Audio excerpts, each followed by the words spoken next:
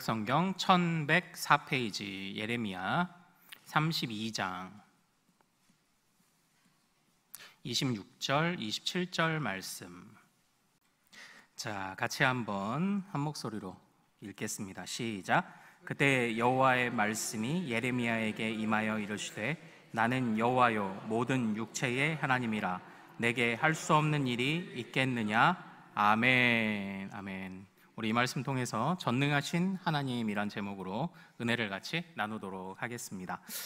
먼저 우리 지난 시간까지 우리 살펴봤던 그 성경에 관하여 소요리 문답 가리키는 성경에 관하여 좀 정리를 하고 그리고 좀 넘어가겠습니다. 그래서 그 소요리 문답의 성경에 대한 가르침을 정리를 해야 이제 오늘로 이제 넘어갈 수 있는 이 흐름이 하나가 생깁니다. 그리고 참고로 제가 그 여태까지 우리가 소요리 문답 3주 정도 이렇게 살펴보는 과정 중에서 그 제가 아마 지난주에 그 소요리 문답의 사문을 다룬다고 말씀드렸던 것 같아요. 근데 그게 아니라 이제 산문이었고 오늘이 이제 우리가 사문을 다룰 차례입니다. 이것도 좀 헷갈렸던 부분 좀 사과드립니다. 먼저 제가 좀 보여드리려고 사실 미리 좀 뭐를 좀 갖다 놨어요. 이 밑에다가.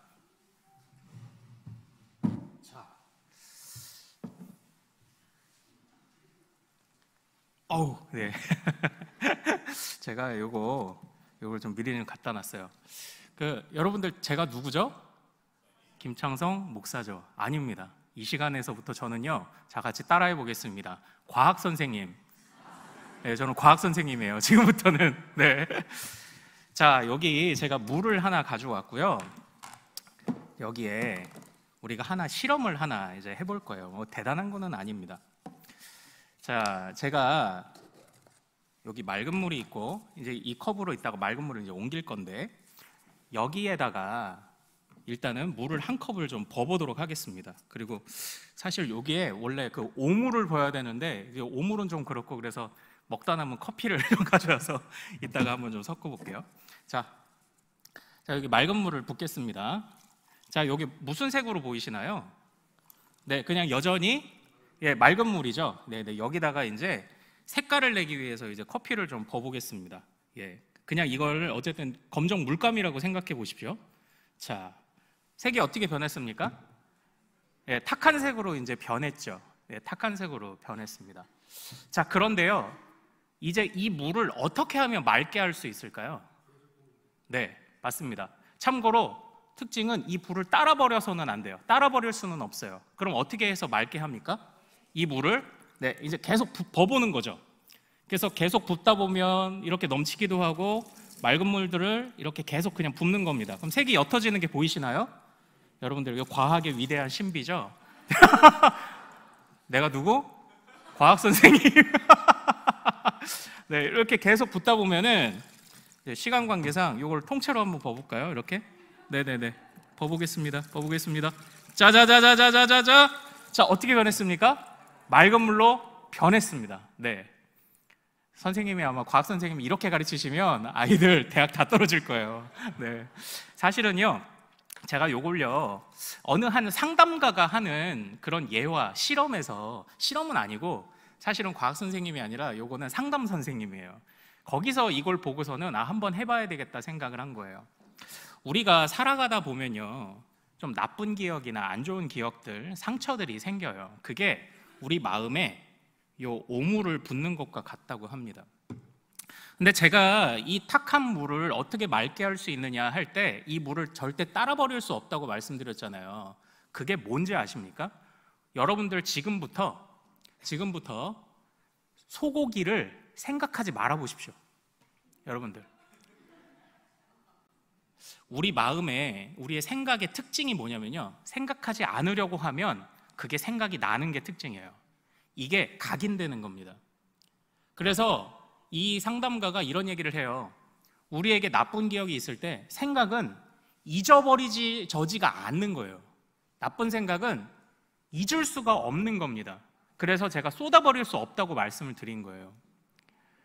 이 기억이 선명하게 박혀서 내가 잊어야지 하면 그 기억이 계속 남아요. 이게 우리의 생각의 이제 특징인 겁니다. 그런데 그렇다면 어떻게 우리 생각에 이 탁한 우리의 생각들을, 그러니까 이게 단순히 뭐 더러운 생각만 말하는 게 아닙니다. 우리의 상처와 아픔들을 이걸 어떻게 할 거냐. 그분이 하시는 말씀이 계속 좋은 기억으로 채워서 그거를 덮어 희석시켜 가는 거래요. 그래야 우리의 마음이 맑아진답니다. 그러니까 여전히 안 좋은 기억이 사라지는 건 아니에요. 사라지는 건 아닌데 계속 좋은 기억으로 그걸 덮어가서 아무렇지도 않은 것처럼 이제 그걸 여기게 되며 살아가는 겁니다. 그래서 제가 오늘 이제 요거는 오늘 실험은 여기까지 일단. 네. 내가 누구? 헷갈리죠. 이제 과학 선생님이냐 상담 선생님이냐 목사님이라고 할까. 이제는 다시 목사로 돌아가겠습니다. 요거 좀 일단 내려놓고요. 네.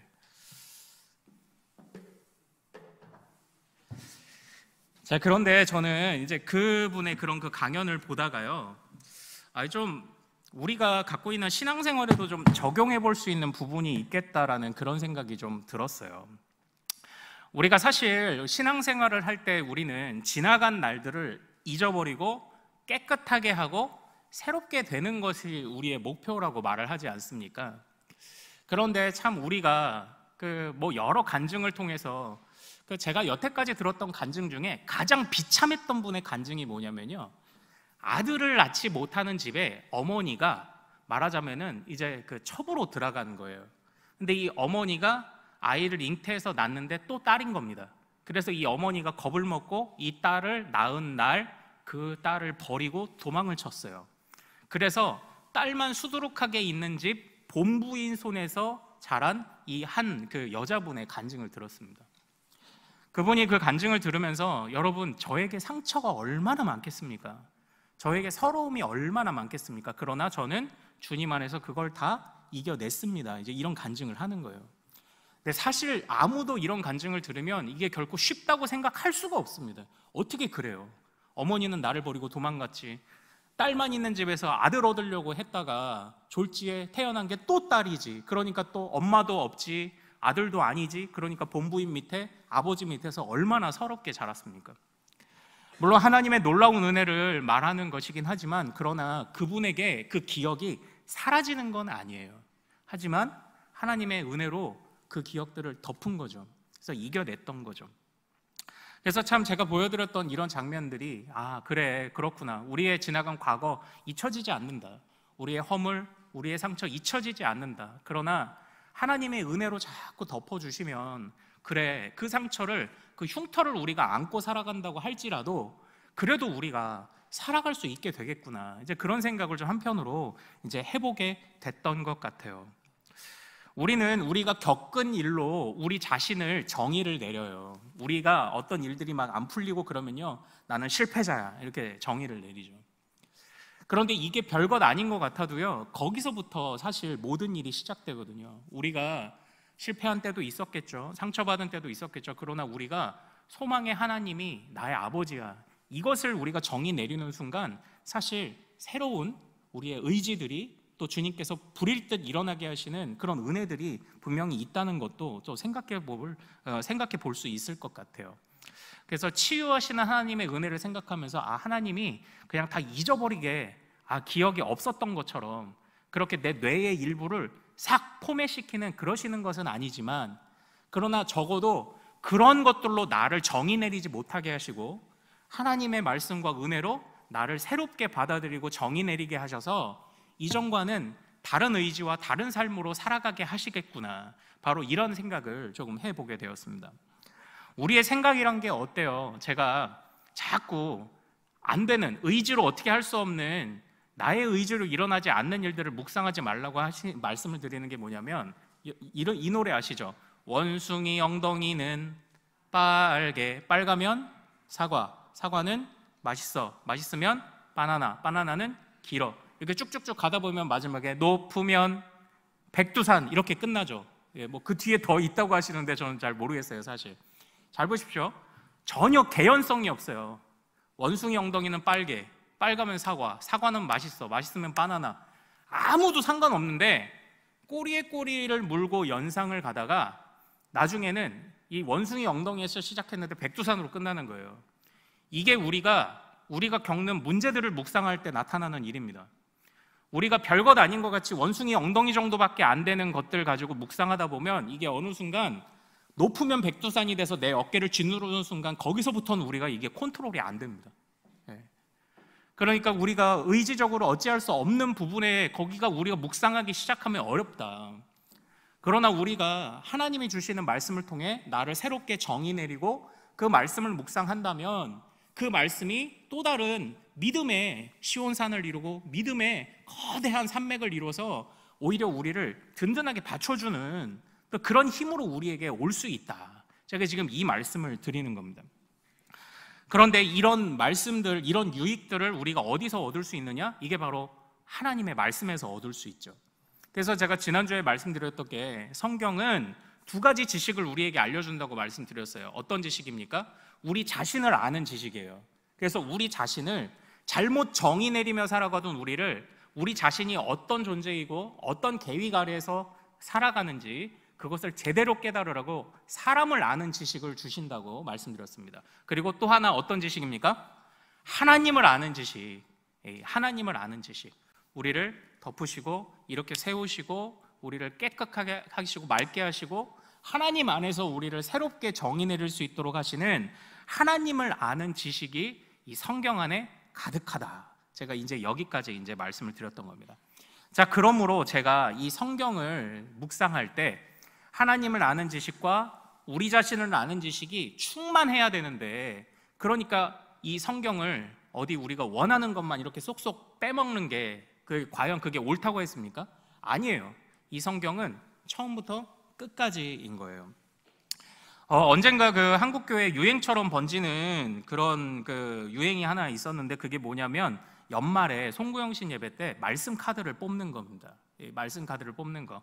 물론 이게 그 나름대로 이제 좀 나에게 꼭 맞는 말씀을 주실 거야 이렇게 간절하게도 이제 하긴 했지만 저는 조금 이 부분에 관해서 좀 꺼려지더라고요. 왜냐하면 뭐 일예로 예전에 한번 이제 저도 있던 교회에 말씀 카드를 뽑는데 목사님이 막 하나님이 진짜 꼭 맞는 말씀을 주신다, 꼭 맞는 말씀을 주신다 막 이렇게 강조를 하고 성도들이 이렇게 말씀을 딱 뽑는데 막 축복의 말씀 내가 너를 잘 되고 복되고 3, 4대까지 이러고 막 이런 거 뽑은 분들은 막 이러시는데 우리 제일 선임 장로님이 뽑았는데 죄의 삭슨 사망이요 이렇게 나와가지고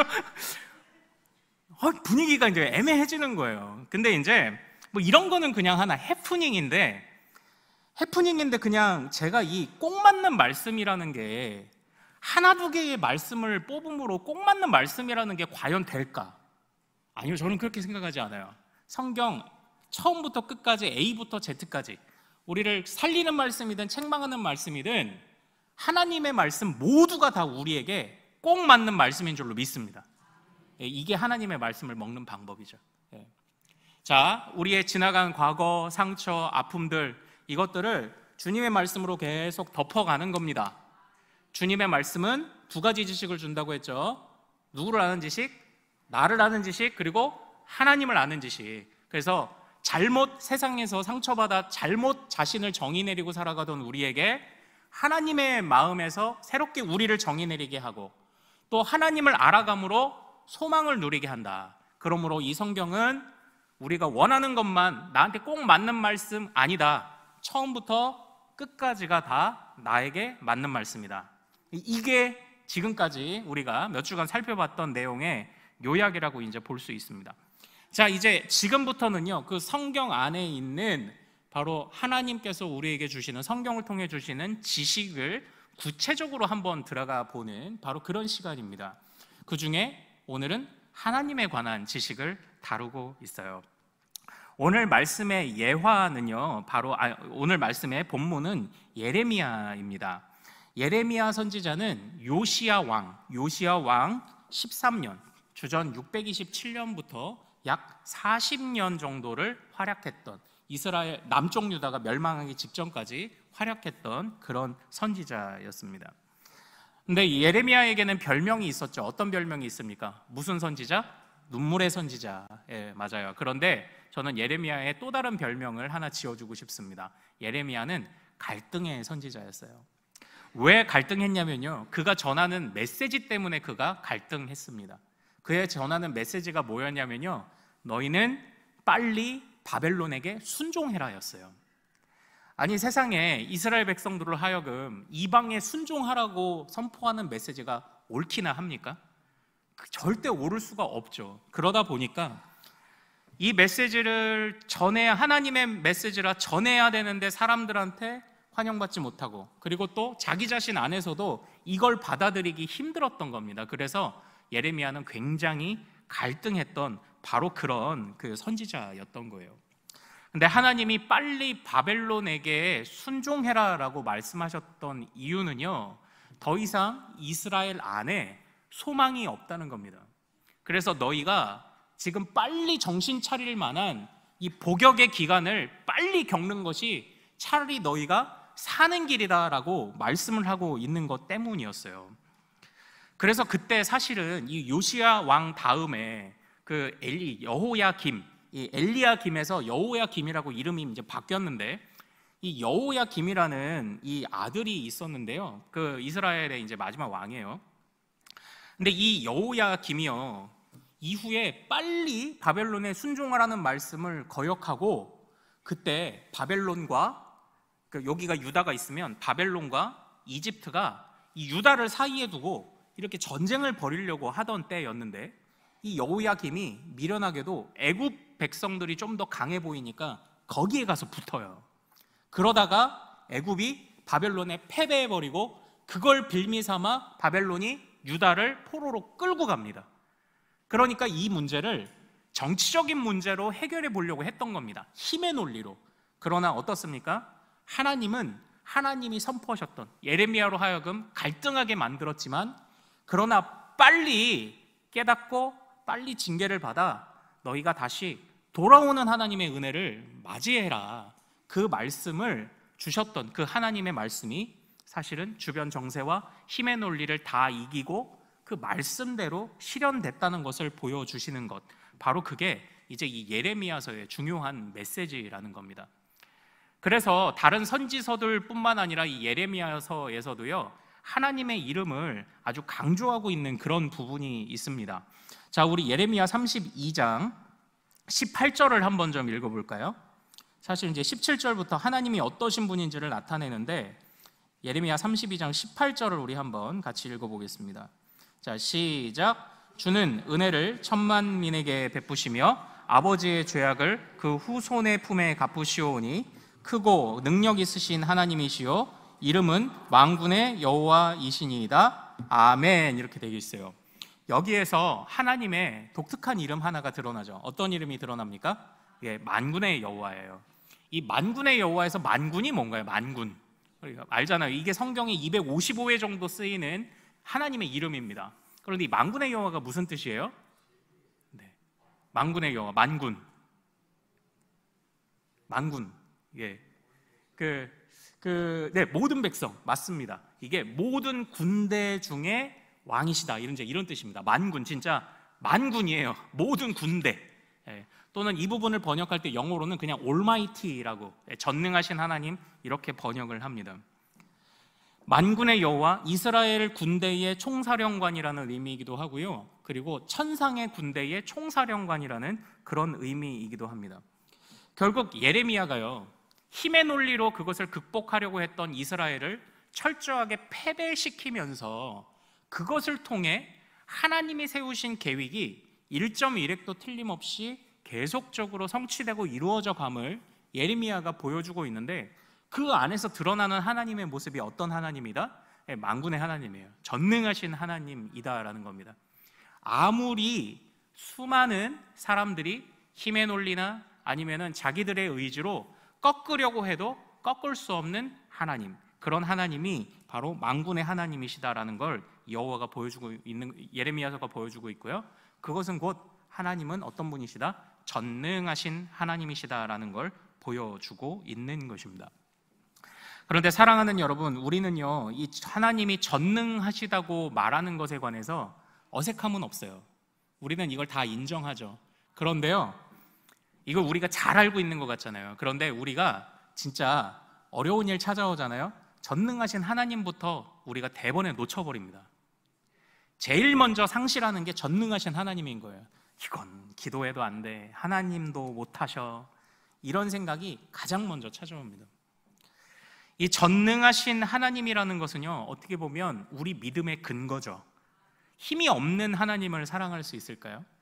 성경은 이 소요리 문답에서는요, 하나님이 어떠신 분인지를 말할 때 이런 이야기들을 해요. 하나님은 영이시다. 사실 오늘 우리가 읽은 말씀에서도 하나님께서 영이시다라는 것에 관한 의미가 사실 32장 27절에 있어요. 자, 32장 27절 한번 같이 읽어볼까요? 자, 시작. 나는 여호와여 모든 육체의 하나님이라 내게 할 수 없는 일이 있겠느냐. 아멘. 이렇게 돼 있죠. 여기서 하나님은 자기 스스로를 모든 육체의 하나님이라고 명명하셨습니다. 그러니까 하나님은 이 세상에 있는 모든 육체 위에 계신 분이라는 거예요. 그게 하나님은 영이시다라는 의미죠. 하나님은 영이시다라는 그 의미가 뭔가요? 하나님은 사람이 아니신 겁니다. 하나님은 물질이 아니십니다. 하나님은 만져지지 않아요. 하나님은 독특하게 존재하십니다. 또한 하나님이 영이시다라는 것 외에 하나님은 무한하십니다. 하나님은 영원하십니다. 하나님은 불변하십니다. 바로 이런 것들이 하나님만이 가지고 계신 비공유적 속성이라고 이야기를 해요. 그럼 그 반대는요, 사람들에게 나누어 주신 공유적 속성이 있겠죠. 공유적 속성은 어떤 게 있나요? 우리가 흔히 말하는 지, 정, 의 같은 거, 이런 게 하나님이 우리에게 나누어 주신 속성이죠. 자, 그런데 한번 잘 보십시오. 성경이 전능하신 하나님을 말할 때 하나님은 단순하게 힘만 많으신 것이 아니라 이 세상 모든 육체 위에 계시는 분입니다. 하나님은 우리가 갖지 못한 것을 가지셨습니다. 하나님은 우리가 이해할 수 없는 그런 하나님의 모습도 있습니다를 말할 만큼 그 하나님의 독보적이고 독특하고 하나님의 그 특별한 존재를 성경이 말하고 있다라는 겁니다. 여기서부터 믿음이 출발하는 거죠. 우리는 우리와 같은 성정의 사람들을 신으로 섬길 수 없죠. 똑같은 피조물들을 신으로 섬길 수 없죠. 그러나 하나님은 피조물 위에 계신 분이시기에 무한하시고 영원하시고 불변하시고 전능하시기에 우리의 믿음이 그래서 가능해지는 겁니다. 그래서 이 전능하신 하나님이라는 이것을 우리가 절대 잊지 않기를 소망합니다. 어려운 일이 찾아오면 정말 이거부터 무너진다니까요. 그러면은 진짜 도미노 쓰러지듯이 우리의 믿음이 줄줄이 쓰러져요. 이 전능하신 하나님이라는 이 개념을 단단히 붙잡는 우리 성도님들 되시기를 소망해요. 하나님은 이렇게 전능하세요. 전능하시고 하나님은 모든 피조물 위에 계시기 때문에 사실상 우리는 하나님을 다 이해할 수는 없습니다. 그렇죠. 우리는 우리 수준에서 이해되는 것만 이해할 수 있어요. 우리가 삼위일체를 사실 온전히 다 이해하고 있나요? 영원이라는 시간의 개념, 아니 시간을 초월한 개념을 이해하고 있나요? 아니요. 우리는 이해 못해요. 결과적으로 전능하신 하나님은요, 우리가 다 이해할 수 없는 부분이 있습니다. 그러나 이해할 수 없어서 답답한 것이 아니라 우리를 뛰어넘으신 하나님이시기에 우리가 믿을 만한 분이라는 것을 성경이 이걸 드러내주고 있는 거예요. 그리고 또 그 하나님은 우리가 이해할 수 없는 부분도 있지만 그러나 적어도 하나님을 믿을 수는 있을 만큼의 지식은 우리에게 주시는 겁니다. 성경의 인도하심을 통해 그리고 우리의 삶 속에서 베푸시는 은혜를 통해 하나님을 깨달을 수 있는 만큼은 우리에게 주시는 하나님이시다라는 바로 그런 것입니다. 사실 이 소요리 문답 이 사문이요, 하나님은 어떤 분이십니까? 이게요 영어로 굉장히 재밌는 표현으로 질문이 되어 있습니다. What is God? 이렇게 되어 있어요. 근데 잘 생각해 보십시오. 사실 하나님은 어떤 분이십니까? 라고 하면 어떻게 질문해야 됩니까? Who is God? 이라고 질문해야 되죠. 그런데 그렇게 질문하고 있지 않아요. What is God? 이라고 질문합니다. 당신은 누구십니까? 로 묻는 게 아니라 당신은 무엇입니까? 라고 물어요. 이게 불경하다 이런 것이 아니고요, 이 소요리 문답 우리 신앙의 고백을 연구하는 분들이 우리가 하나님이 누구신지를 사실 그 본질을 정확히 알기는 어렵다라는 생각을 그 안에 반영한 거예요. 그래서 하나님이 행하시는 일들을 통해 우리가 하나님을 깨닫잖아요. 그래서 하나님은 어떤 일을 행하셔서 자신을 어떻게 드러내시는 분이십니까? 라고 해서 후가 아니라 what으로 묻고 있는 거예요.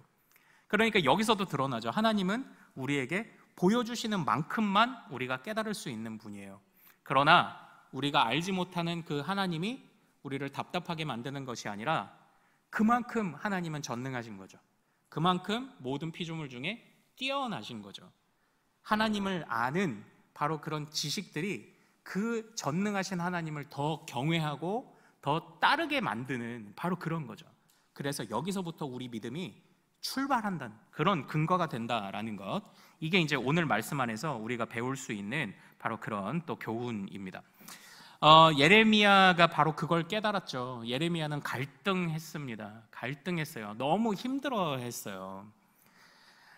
사실 이 예레미야 32장 앞절에 보면요, 그 예레미야가 그 하나님께 하나의 그 예언을 받아요. 너의 숙부가 찾아와서 너에게 아나돗의 밭을 사라고 얘기할 거다, 이렇게 하나의 그 예언을 받습니다. 그때에 이런 상징 행동을 통해서 이 밭을 값을 치러서 사고 그 밭에 판 증서를 봉인하게 하세요. 이게 뭐냐면 나중에 이스라엘 백성들이 돌아왔을 때 그 땅을 샀던 증서를 가지고 있다는 것이 다시 돌아온다는 약속의 증서가 되는 거예요. 이 땅은 너희 소유다라는 그 근거가 된다는 것을 보여주시는 상징적 행동입니다. 그런데 예레미야는 갈등했어요. 하나님, 어쨌든 그래도 이방인의 손에 잠시 잠깐이라도 이 땅이 넘어가는 것 아닙니까? 그래서 갈등했어요.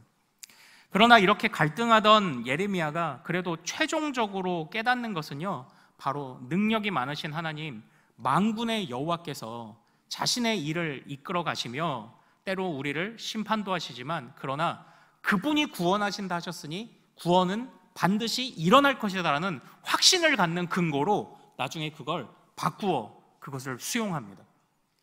내가 하나님, 당신을 다 이해할 수 없습니다. 그게 낙심의 근거가 아니고요, 믿음의 근거가 된다라는 거죠.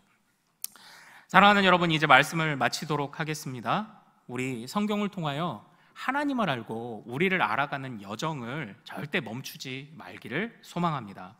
그 안에 발견하는 전능하신 하나님, 우리가 알려주셔도 모르는 부분도 있고 여전히 아무리 노력해도 깨닫지 못하는 부분이 있지만, 그러나 그것은 우리를 답답하게 만드는 것이 아니라 우리로 하여금 피조물 위에 계신 주님을 바라보게 하고 그 주님의 능력으로 우리를 인도하실 것을, 우리의 믿음을 굳게 하실 것을 확신하게 만드는 그 근거가 된다. 바로 만군의 하나님, 전능하신 하나님, 온전히 이해할 수 없는 하나님, 바로 그런 하나님이 참으로 전능하셔서 우리를 이끄시는 하나님이시다, 우리가 섬길 만한 하나님이시다라는 것을 깨닫게 하는 그런 또 교훈이라는 것을 절대 잊지 않으시기를 소망합니다. 사랑하는 여러분, 이 전능하신 하나님, 이 믿음을 단단히 가지고 계십시오. 이게 제일 먼저 뺏깁니다. 다시 한번 말씀드리지만 어려운 일이 찾아오면 이것부터 사라집니다. 이걸 굳게 붙잡으셔야 합니다. 그래서 피조물이 주는 어려움도 있어요, 고난도 있어요. 그러나 피조물의 세상을 뛰어넘어 관할하시는, 감찰하시는 주님이, 그 전능하신 하나님이 우리를 인도하실 것이라는 그 사실을 절대 잊지 않으시고 확신하는 우리 모든 믿음의 가족들 되시기를 소망합니다. 자, 우리 오늘 말씀 붙잡고 한번 좀 기도하기를 원해요. 주여, 내가 여태까지 수많은 날들 주님을 놓쳤습니다. 하나님, 내가 여태까지 수많은 때에 전능하신 하나님을 바라보지 못했습니다. 내 믿음이 꺾였고 내 믿음이 넘어졌고 내 믿음이 세상에 굴복하였습니다. 피조물을 뛰어넘어 존재하시는, 다 이해할 수는 없지만 피조물을 뛰어넘어 전능하신 분으로, 영원 불변하시며 무한하신 분으로 존재하시는 그 하나님을 내가 자꾸 놓쳤습니다. 하나님, 내가 주님을 놓치지 않게 하옵소서. 전능하신 하나님, 이 믿음이 우리 안에 깊이 새겨지도록 도와주시옵소서. 우리 주여 이름 크게 한번 부르고 전능하신 하나님 붙잡고 의지하며 우리의 상황과 문제를 아뢰며 주여 한번 부르고 같이 기도합니다. 주여!